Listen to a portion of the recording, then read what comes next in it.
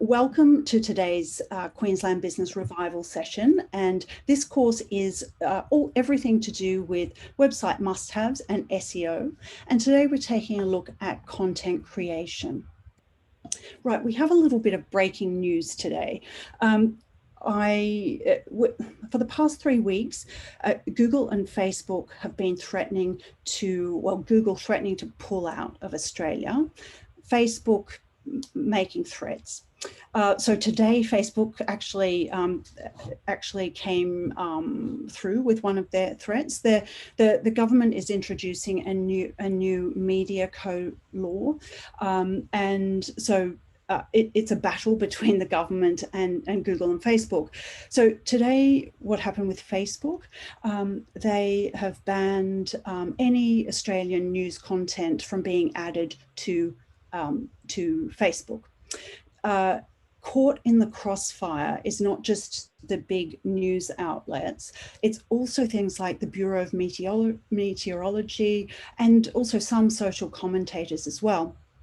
This morning I've tested on my own website, so if you've got a blog, you should be fine. I saw Harvey Norman is down at the moment, so I think all of us with smaller businesses, we should be okay.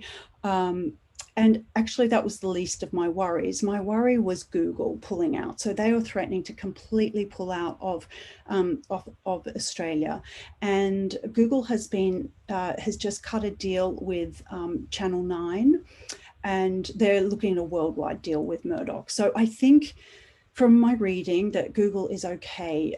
This would have been far more devastating and cost business billions if Google pulls out, because 95% of search is conducted via Google in Australia.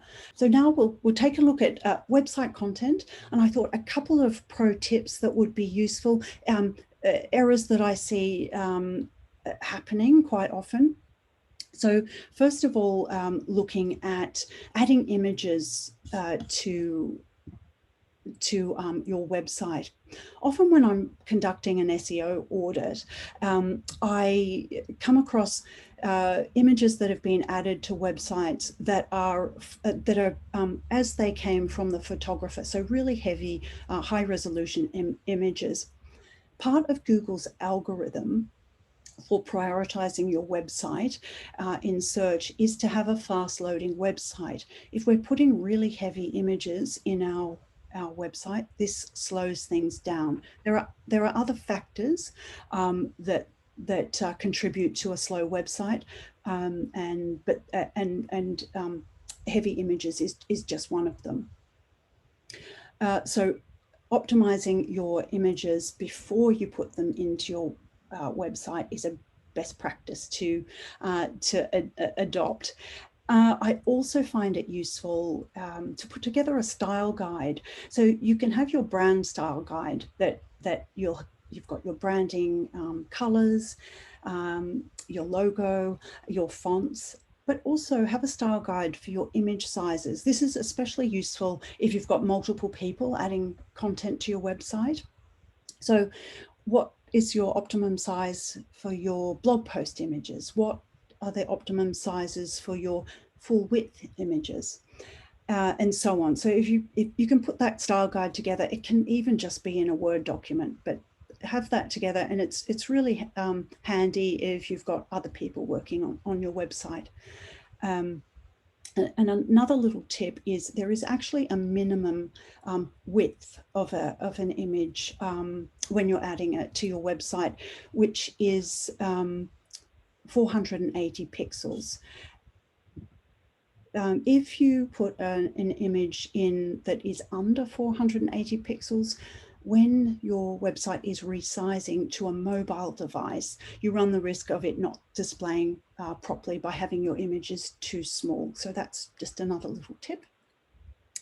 Now, when you add web copy to your website, don't just cut and paste directly from another online platform. So you might have composed your copy in Google Docs, Word, the online version of Word, or it could come to you directly in the body of an email.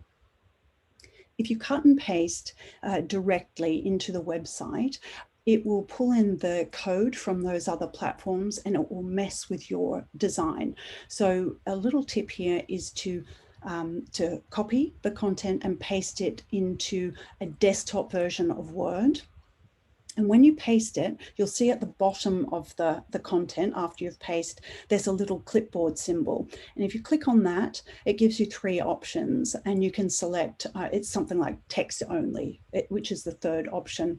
And that removes all the styling and all the coding. And then you can just start putting that into your website. So now we're taking a look at the actual content design and best practices. One of the key factors for having in adding content is to have high quality content. And in this instance, I'm looking at the words you add to your website. We get, when we're putting together our copy for a website, I often find this is the most challenging thing for a lot of business owners to do. You're super busy running your business, and you mightn't enjoy writing. But having high quality content will increase your engagement. It will allow you to communicate effectively, and ultimately it will impact on your bottom line. One suggestion I have is, if you have the budget for it, is to engage a copywriter. I know some of you are operating really small businesses and you mightn't have a budget for a copywriter.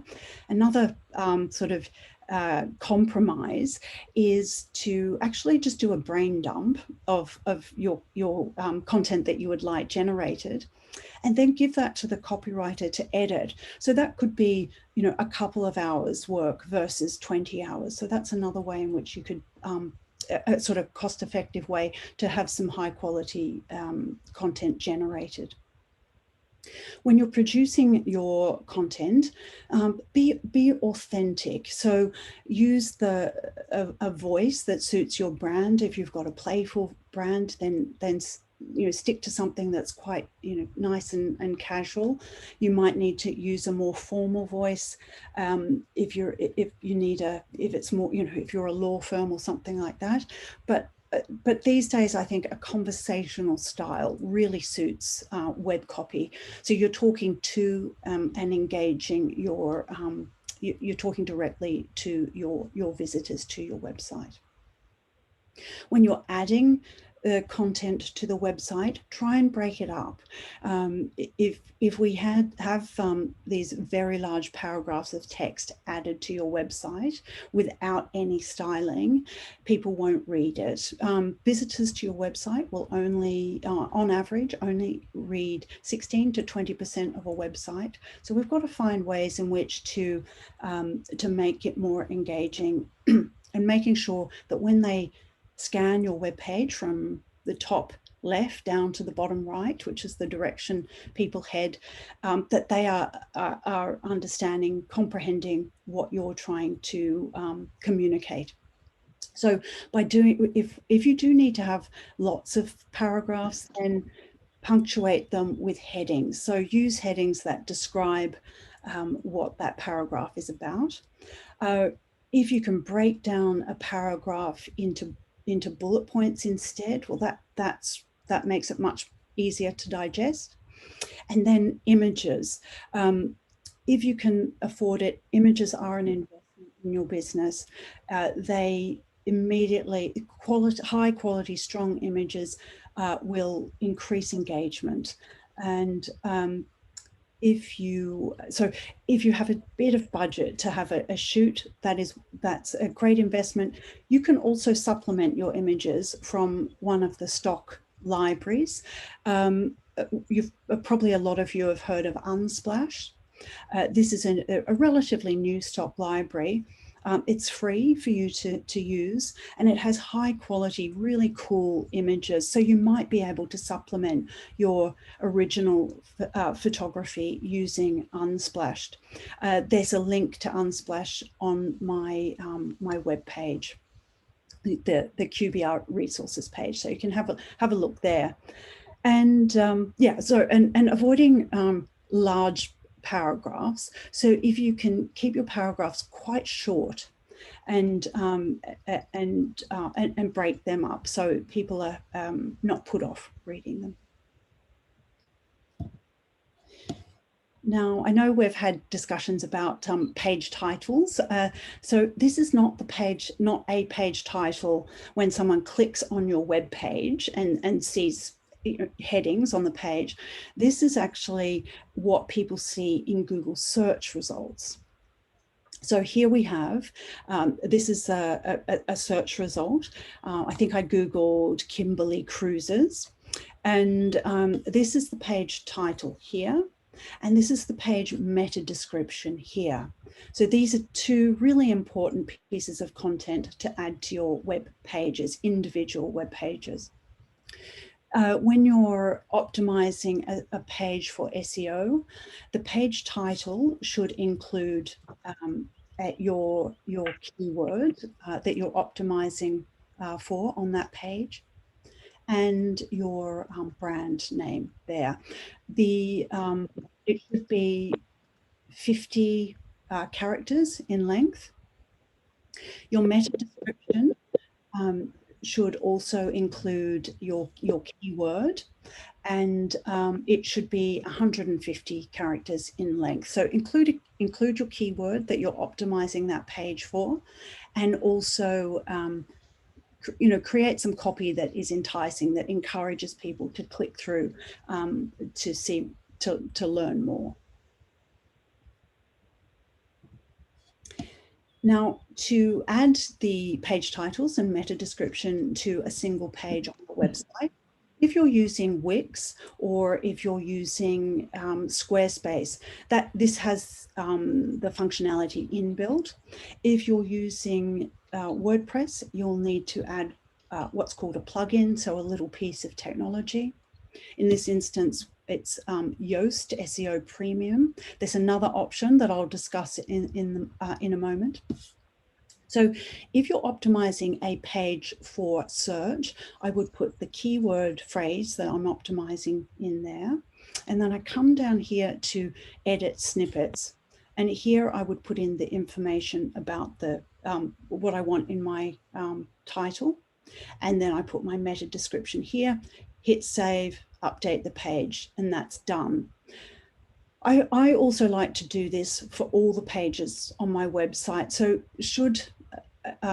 so even for those pages that I'm not optimizing for SEO, it's just best practice to be clear about what that page is about. And if it does show up in the search results, people know what it's about, and they may or may not click through. So a couple of useful tools for you. Adobe Resize. This is a really useful image resizing platform from Adobe. The link to this platform is on the resources page in my website, or you can just Google it, and it's free to use, and you can optimize your images there. So that's a great tool. Some of you can also use on both Apple and on Microsoft. They have inbuilt image resizing functionality, but I find this one is really easy to use.